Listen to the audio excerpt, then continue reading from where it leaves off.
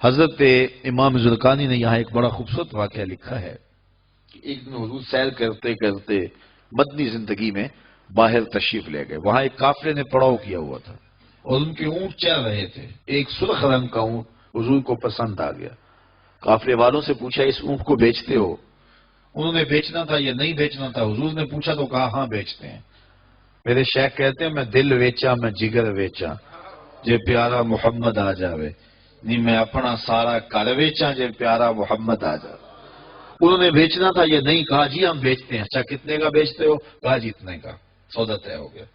حضور نے فرمایا کہ میں کوئی تاجرانہ غرض سے تو آیا نہیں تھا کہ میں قیمت ساتھ لے کے آتا. میں تو سیر کرتا ادھر آ نکلا اور تمہارا اونٹ مجھے پسند آ گیا اور میں نے اس کا سودا کر لیا. ایسا کرو کہ اونٹ مجھے دے دو اور میں شہر جا کر کے اپنی اس کی اونٹ کی قیمت تمہیں بیچ دیتا ہوں. انہوں نے کہا میں منظور ہے. حضور نے اونٹ پکڑا اور چل دیے. اور جب حضور جا رہے تھے تو وہ حضور کو دیکھتے رہے اور جب آقا کریم نظروں سے اوجھل ہو گئے تو وہ دلوں پہ ہاتھ رکھ کے کھڑے ہو گئے. تھوڑی دیر کے بعد سکتے سے جب باہر آئے تو ایک دوسرے سے پوچھنے لگے یار یہ شخص جو اونٹ ادھار لے گیا اس کا پتہ پوچھا تھا کسی نے؟ جب کسی کو نقد سودا دیا جائے تو اس کا عطا پتہ پوچھنے کی ضرورت نہیں ہوتی. اور جب کسی کو ادھار دیں تو یا آپ اسے جانتے ہو یا درمیان میں کوئی ضامن ہو یا کوئی چیز گروی رکھی جائے. اور کہا ایک شخص آیا تم نے اس کو اونٹ دے دیا اس کا پتہ بھی نہیں پوچھا. اس نے کوئی درمیان میں ضامن میں نہیں دیا. تم نے کوئی شے بھی گروی نہیں رکھی اس کی. تو یار تم سب کی عقل پہ پردہ آ گیا. اس کا پتہ تو پوچھ لیتے. قیمتی اونٹ لے گیا. ایک بولا یار جب وہ باتیں کرتا تھا منہ سے پھول جھڑتے تھے. اذا تکلم رؤیا کالنور یخرج من بین ثنایاہ. کہا میں تو اس منظر کو دیکھتا رہ گیا. دوسرا کہنے لگا یار جب وہ جو ہے وہ مسکراتا تھا سامنے والے پہاڑوں پہ عکس پڑتا تھا. اذا ضاحک یتلالع فی الجدر. تیسرا بولا یار میں تو اس کی آنکھیں ہی دیکھتا رہ گیا. کیا خوب سجن دیاں اکھیاں نے, کیا خوب سجن دیاں اکھیاں نے جویں پل کے سرائیاں رکھیاں نے. تو اجے میرا یار نے ڈٹھا جنوں ویکھ کے چند شرماوے. ادھی راتی دن چڑھ جاوے جیو رخ تو نقاب اٹھاوے. تے جیو نکلے سیر کرن نو سارا گلشن سیس نواوے. اتے دھرتی لف لف جاوے جے ہاتھ پھلاں وچ رکھدا ہاتھ پھلاں تو ود جاوے. نین نشیلے مست رسیلے وچ سونا کجل سہاوے. اکھ اگڑے تے انج پیا جاپے جویں میں خانہ کھل جاوے. توبہ توبہ حسن سجن دا چال نہ چلی جاوے.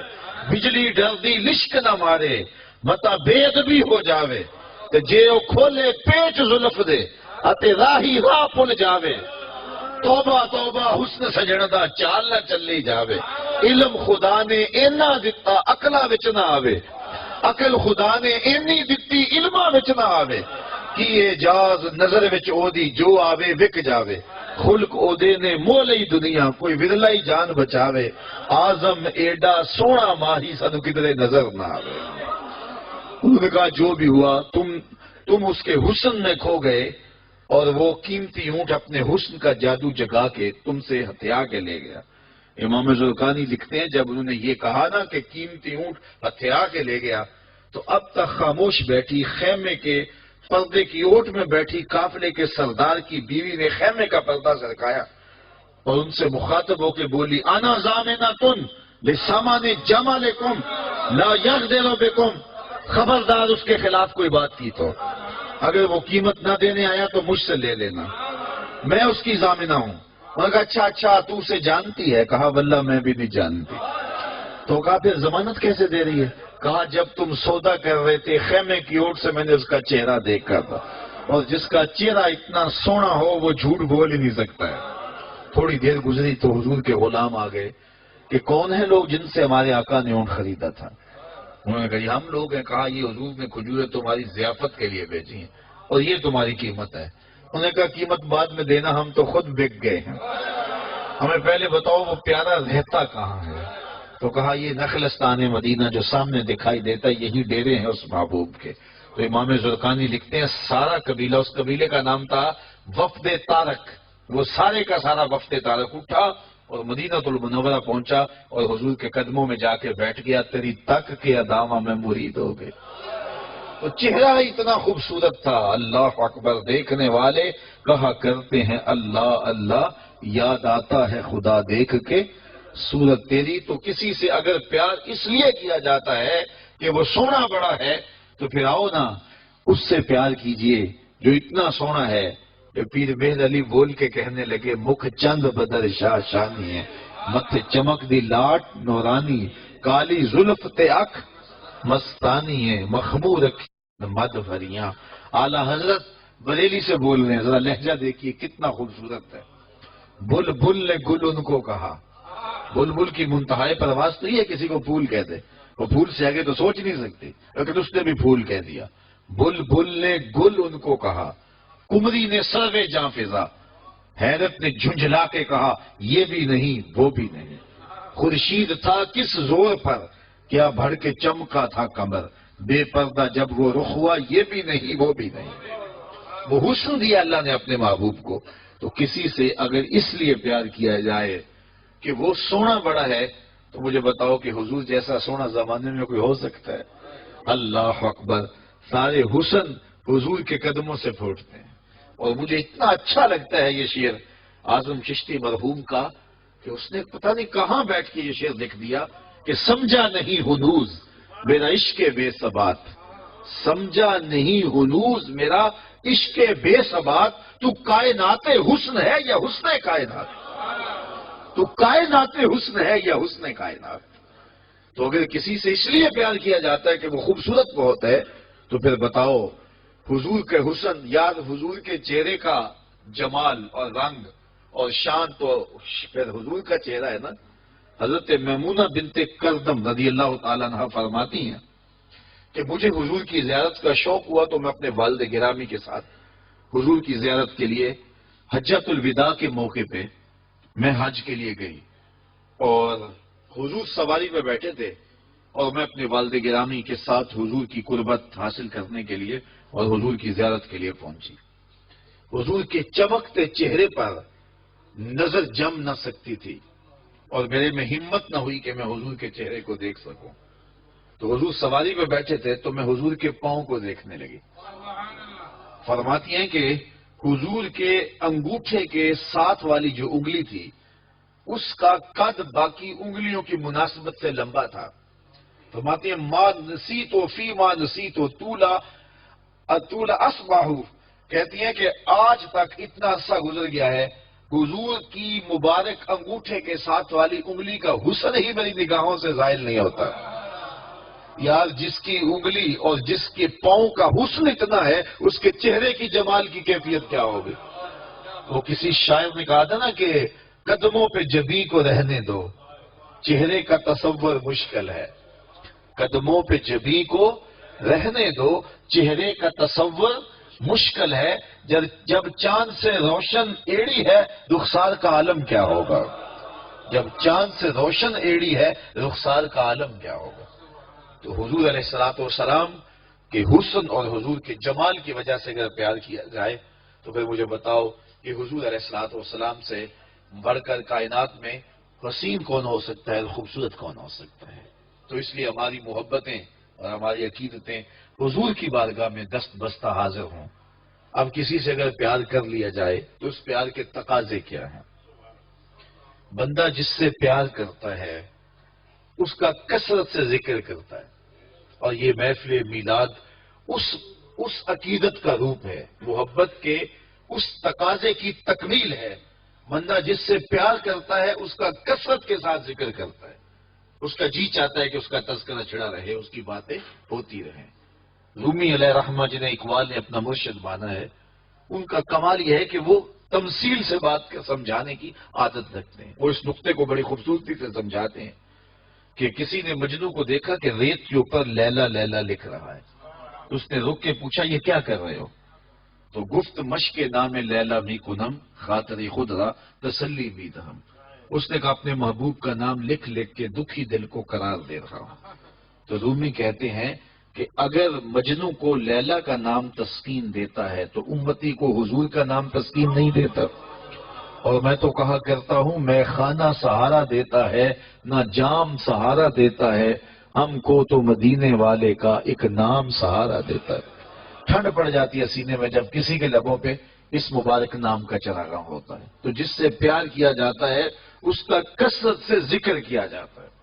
میاں صاحب نے بھی اپنے انداز میں کہا ہے نا، جو کسی عاشق ہوے تے گلوں سے نہیں کرتا، 100 مکر بہانے کر کے مرنے ہو اس نے مرتا۔ جب محبت کسی سے ہو تو پھر اس کا تذکرہ کسی نہ کسی بہانے چڑھا جاتا ہے۔ یہ نہیں ہو سکتا کہ طبیعت اچاٹ ہو جائے کہ یہ بات چھوڑو بھی نا۔ میں مختلف جگہوں پہ جاتا ہوں تو بعض لوگ پرچیاں دیتے ہیں جناب میلاد النبی کے ثبوت کے حوالے سے بھی کوئی بات کیجیے، تو میں کہتا ہوں کہ دلائل کی زبان میں ہمارے علماء بات کرتے ہیں اور کمال کر دیتے ہیں، لیکن میں کہا کرتا ہوں اپنے سادے لہجے میں، کیا حضور کے ذکر کے لیے بھی دلیل کی ضرورت ہے؟ کبھی ایسا ہوا ہے کہ پھولوں کا تذکرہ چڑھا ہو اور بلبل کہے کہاں لکھا ہے؟ بات شمع کی ہو رہی ہے اور پروانہ دلیلیں ڈھونڈ رہا ہو، اور یہ بھی ممکن نہیں ہے کہ بات سرکار مدینہ کی ہو رہی ہو اور امتی کو کسی دلیل کی ضرورت ہو۔ محب کے لیے اس سے بڑا سرمایہ کوئی نہیں کہ کوئی اس کے محبوب کا ذکر چھیڑ دے۔ تو محبت کا تقاضا ہے بندہ جس سے پیار کرے اس کا کثرت سے ذکر کرے۔ دوسرا تقاضا یہ ہے بندہ جس سے محبت کرتا ہے اس کا نہ عیب سن سکتا ہے نہ اس کا عیب دیکھ سکتا ہے۔ حبو کا شیع یومی و یسم، بندہ جس سے محبت کرتا ہے اس کی محبت میں بہرا بھی ہوتا ہے، اندھا بھی ہوتا ہے۔ اس کی محبت میں جو ہے وہ نہ اس کا عیب بیان کر سکتا ہے، نہ اس کا عیب سن سکتا ہے، نہ اس کو اس کا عیب دکھائی دیتا ہے۔ جہاں محبت پیدا ہو وہاں عیب نظر نہیں آتے، وہاں کمال نظر آتے، عیب ہوں بھی تو نظر نہیں آتے۔ رومی علیہ الرحمہ فرماتے ہیں، وہ اس کو بھی ایک تمثیل سے سمجھایا کہ بادشاہ وقت نے لیلا کو دربار میں بلا لیا اور کہا کہ تیرے حسن کا بڑا شعلہ ہے، تو نے ایک شہزادے کو حواس باختہ کر کے رکھ دیا، اور حتیٰ کہ اس کا تشخص اور نام بھی بھول گیا۔ نام تو اس کا کیس تھا نا، لیکن دنیا مجنون کے نام سے جانتی ہے۔ وہ کسی نے کہا تھا تیری محفل میں آ کے بدنام ہوئے، نگاہ زمانہ میں بے نام ہوئے، تو نے وعدہ کیا تھا بچھڑیں گے نہ ہم، تیرے ہی ہاتھوں سے نیلام ہوئے۔ تشخص تک مٹ گیا، نام تک مٹ گیا۔ کہا تیری آنکھوں میں کون سا جادو ہے کہ تو نے ایک شہزادے کو حواس باختہ کر دیا؟ مجھے تو تیرے میں کوئی کمال نظر نہیں آیا، تیرے سے زیادہ میری لوڈیاں خوبصورت ہے۔ گفت لیلا را خلیفہ کاں توئی، کس تو مجنو شد پریشان و غوی، از دیگر خوباں تو افزوں نیستی، گفت خامش چوں تو مجنو نیستی۔ بادشاہ نے بلا کر کے لیلا کو کہا کہ کون سا جادو ہے تیری آنکھوں میں؟ تیرے سے تو زیادہ میری لونڈیاں حسین ہے، مجھے تو کوئی کمال نظر نہیں آ رہا۔ تو لیلا نے 2 لفظی جواب دیا، گفت خامش، کہا بادشاہ چپ کر جا، چوں تو مجنو نیستی، تو کوئی مجنو تو نہیں نا۔ دیدائے مجنو اگر بودے تو رہا، از تو عالم بے خطر بودے تو رہا، تیری آنکھ مجنو والی ہوتی پھر تو مجھے دیکھتا۔ تو ہوشدارو لیک مجنو بے خودست، در طریقے عشق بیداری بدست۔ تو ہوش والا ہے اور مجنو ہوش کو چھٹی دے کے آیا ہے، اور اس کوچے میں ہوش کی پونجی چلتی نہیں ہے۔ تو رومی کہتے ہیں کہ اگر لیلا کو دیکھنا ہے تو مجنو کی آنکھ چاہیے، اور مصطفیٰ کریم کو دیکھنا ہے تو ابو بکر کی آنکھ چاہیے۔ اگر وہ نگاہ ہوگی تو کبھی ہو ہی نہیں سکتا کہ کوئی عیب دکھائی دے، اور یہ تو ذات وہ ہے جہاں عیب ہے ہی نہیں۔ محبوب میں تو عیب ہو بھی تو نظر، اور یہ وہ ذات ہے خلقت مبرئا من کل عیب، یہاں تو عیب نام کی چیز ہی کوئی نہیں، بلکہ میرے امام بولے وہ کمال حسن حضور ہے کہ گمان نقص جہاں نہیں۔ نقص تو بڑی دور کی بات ہے، یہاں نقص کا گمان بھی نہیں ہے۔ یہی پھول خار سے دور ہے، یہی شمع ہے کہ دھواں نہیں۔ ہر پھول کے ساتھ کانٹا ضرور ہوتا ہے اور ہر شمع کے ساتھ دھواں ضرور ہوتا ہے، لیکن حسن رسول وہ پھول ہے جس کے ساتھ کانٹا نہیں ہے، اور وہ شمع ہے جس کے ساتھ دھواں نہیں ہے۔ تو جہاں محبت پیدا ہوتی ہے وہاں عیب ہو بھی تو دکھائی نہیں دیتا، اور جو میرے اور آپ کے آقا و مولا ہیں وہ تو ہیں ہی سراپا کمال۔ اللہ اکبر، ہمیں اس پہ ناز کرنا چاہیے کہ ہمیں حضور عطا کیے گئے۔ خدا کی قسم حضور کی ذات وہ ذات ہے، میں نے کتب میں پڑھا ہے 12 نبیوں نے آرزو کی ہے کاش ہم حضور کی امت سے ہوتے، نبیوں نے تمنائیں کی ہیں، آرزو نہیں۔